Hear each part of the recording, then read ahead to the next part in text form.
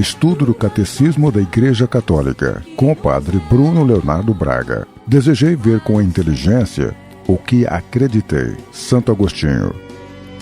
Tuas asas que nos elevam em contemplação. Na semana passada, nós encerramos a meditação do 4º artigo da nossa profissão de fé, que dizia: Jesus Cristo padeceu sob Pôncio Pilatos, foi crucificado, morto e sepultado. E nós meditamos sobre a sepultura de Jesus e fizemos um apanhado, uma retomada de todo esse artigo da profissão de fé. Hoje nós vamos iniciar a meditação do 5º artigo da nossa profissão de fé, que diz que Jesus Cristo desceu aos infernos, ressuscitou dos mortos no 3º dia. E a primeira coisa que chama a atenção é que, apesar de ser dentro da experiência da morte, a descida de Jesus à mansão dos mortos, ou aos infernos, ela não está ligada diretamente ao 4º, ou ela não pertence ao 4º artigo da profissão de fé, que fala sobre a paixão, morte e sepultamento. Mas ela está ligada à ressurreição, por isso ela pertence ao 5º artigo, o mesmo artigo que afirma a ressurreição. Por que disso? Porque é justamente da experiência da descida de Cristo à mansão dos mortos é que vai sair a experiência da ressurreição.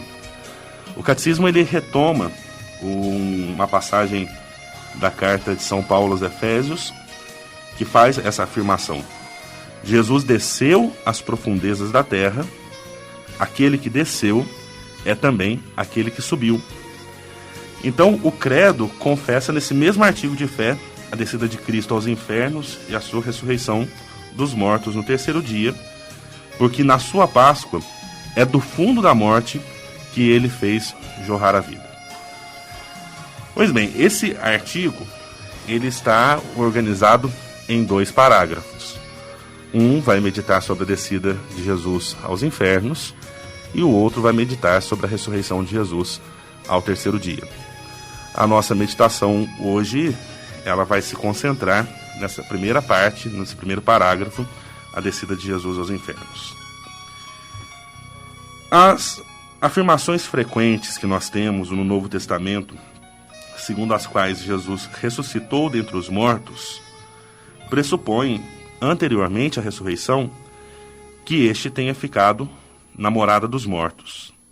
E este é o primeiro sentido que a pregação apostólica deu à descida de Jesus aos infernos.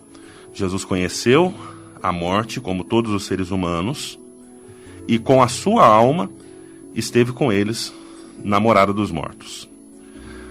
Mas Jesus vai para a morada dos mortos como Salvador. Ele vai proclamar a boa notícia, o Evangelho, aos espíritos que ali estavam aprisionados. E a Escritura Sagrada, ela denomina a morada dos mortos, para a qual Jesus Cristo desceu quando morreu, com alguns termos diferentes. Ora ela é chamada de infernos, ora ela é chamada de Sheol, ora ela é chamada de Hades, e lá estão aqueles que se encontram privados da visão de Deus. A gente tem que tomar cuidado com essa expressão descida de Jesus aos infernos, porque a nossa noção de inferno muitas vezes está sempre ligada àquela imagem da condenação final, né, onde aqueles que se afastaram definitivamente de Deus vão experimentar o sofrimento eterno da condenação. Mas, na verdade, aqui nesse sentido, a palavra inferno significa as regiões inferiores, até porque a cultura bíblica ela tinha uma noção espacial da divisão do universo, né? E entendia que a mansão dos mortos ficava nas regiões inferiores, né? sob a terra. Por isso, infernos, inferior.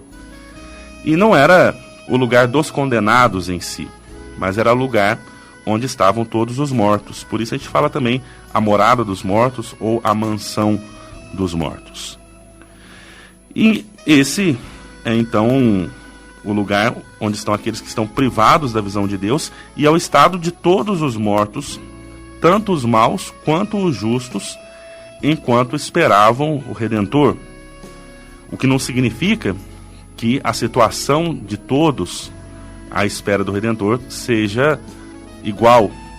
Nós vemos uma distinção em uma parábola que Jesus conta, aquela parábola de Lázaro e do rico Epulão, em que Jesus descreve o rico após a morte num lugar de tormento, enquanto Lázaro está em paz ali no seio de Abraão. Mas ainda não salvo, né, porque ainda não desceu à mansão dos mortos o Redentor. Então, são precisamente essas almas santas que esperavam o seu libertador no seio de Abraão que Jesus libertou ao descer aos infernos. Ou seja, Jesus ele não desceu aos infernos para ali libertar aqueles que estavam condenados, e nem foi para destruir o inferno da condenação, mas para libertar os justos que o haviam precedido. A boa nova, ela foi igualmente anunciada aos mortos. A descida aos infernos é o cumprimento, até sua plenitude, do anúncio evangélico da salvação. Essa é a última fase da missão messiânica de Jesus, condensada no tempo, mas imensamente vasta na sua significação real de extensão da obra redentora a todos os homens de todos os tempos e de todos os lugares. Porque todos os que são salvos se tornaram participantes da redenção. Cristo, portanto, ele desceu ao seio da terra para que os mortos pudessem, como ele afirma no Evangelho de São João, capítulo 5, versículo 25, ouvir a voz do Filho de Deus e, ouvindo essa voz, eles pudessem viver. Jesus, que é o príncipe da vida, ele destruiu pela morte o dominador da morte, isso é, o diabo, e libertou aqueles que passaram toda a vida em estado de servidão pelo temor da morte. A partir de agora, Cristo ressuscitado detém a chave da morte e do Hades. E, ao nome de Jesus, como afirma a carta aos Filipenses, todo joelho se dobra no céu, na terra e nos infernos. Ao concluir a meditação sobre a descida de Jesus à mansão dos mortos, o catecismo ele retoma uma antiga homilia, que é de um autor grego desconhecido, e que está na liturgia das horas, é a segunda leitura do Sábado Santo, que tem uma profundidade muito grande, um caráter poético, e que expressa um pouco desse mistério que nós estamos meditando.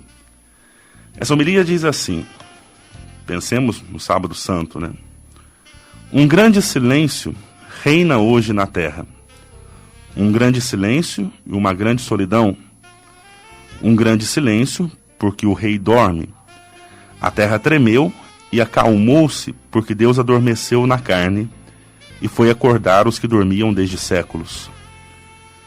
Ele vai procurar Adão, nosso primeiro pai, a ovelha perdida. Quer ir visitar todos os que se assentaram nas trevas e à sombra da morte. Vai libertar de suas dores aqueles dos quais é filho e para os quais é Deus. Adão acorrentado e Eva com ele cativa. Eu sou teu Deus e por causa de ti me tornei teu filho. Levanta-te, tu que dormes, pois não te criei para que fiques prisioneiro do inferno. Levanta-te dentre os mortos, eu sou a vida dos mortos. Então, resumindo, na expressão Jesus desceu à mansão dos mortos, o símbolo da fé confessa que Jesus morreu realmente e que por sua morte por nós venceu a morte o diabo, o dominador da morte. E que o Cristo morto, na sua alma unida à sua pessoa divina, desceu à morada dos mortos, abriu as portas do céu aos justos que o haviam precedido.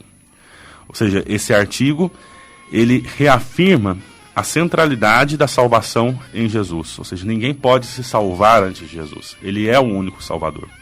Mesmo os justos não se salvam pelo seu próprio esforço, simplesmente, mas precisam ser tocados pela graça redentora do Senhor, para que Ele, abrindo as portas do céu, possa fazê-los ingressar no lugar da bem-aventurança junto de Deus. Para concluir a nossa meditação, anunciamos para a próxima semana a meditação sobre a ressurreição ao terceiro dia.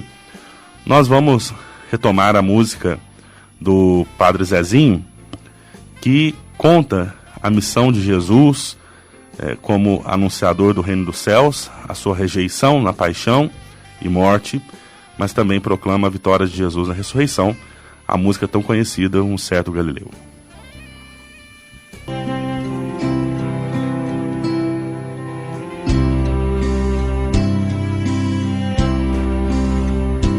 Um certo dia, a beira-mar apareceu. Ó fé, não tenhas